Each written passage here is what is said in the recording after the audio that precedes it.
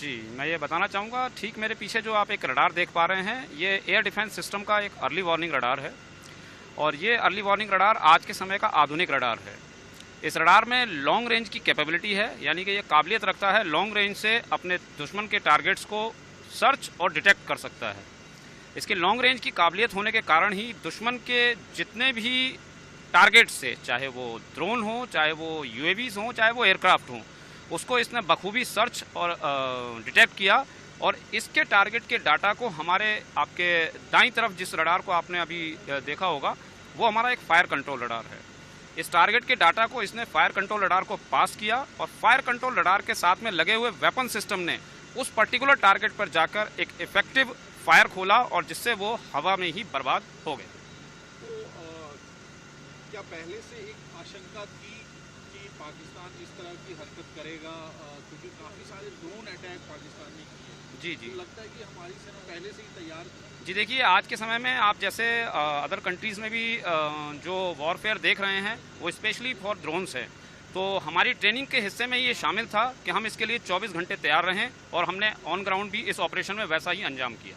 तो अचानक से, हालांकि आम आदमी को तो लगा कि अचानक से पाकिस्तान का हमला हुआ जब सायरन उस दिन बजा था, जी जी, लेकिन हमने देखा कि एकदम कोई भी जो ड्रोन है पाकिस्तान का वो ज़मीन पे नहीं पहुंच पाया। जी जी, तो सब सिविलियंस एकदम सेफ रहे। ये हमारे आपके पीछे जो रडार्स लगे हैं, इनका ही एक फल है, जो कि हमने उन रडार्स के द्वारा उनके टारगेट्स को डिटेक्ट किया और अपने वेपन सिस्टम के द्वारा उन्हें हवा में उनके अंजाम तक पहुंचने से पहले ही उन्हें नेस्ते नाबूद किया है।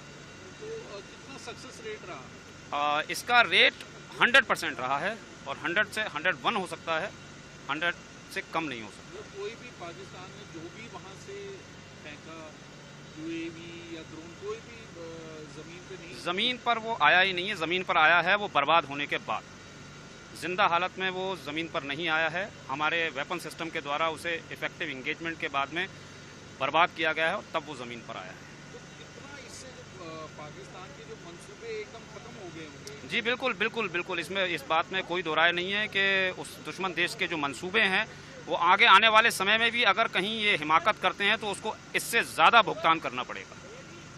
और एकदम मोराल उनका डाउन हो गया होगा कि उनका कुछ काम ही नहीं कर रहा। नहीं, उनका एयर डिफेंस सिस्टम, जैसा कि आपने सुना होगा, जैम हुआ था और उसको हमारे देश की सेना ने जिस प्रकार से जैम किया, उसके आगे उनका कोई बस नहीं चल पाया और जिसके कारण उन्हें भारी नुकसान उठाना पड़ा। और हमारा जो एयर डिफेंस सिस्टम, आज इसकी पूरी तारीफ हो रही है। जिस तरह का कहते हैं कि जिस तरह आयरन डोम था, उसके बाद अब भारत का जो एयर डिफेंस सिस्टम है वो जाना जा रहा है।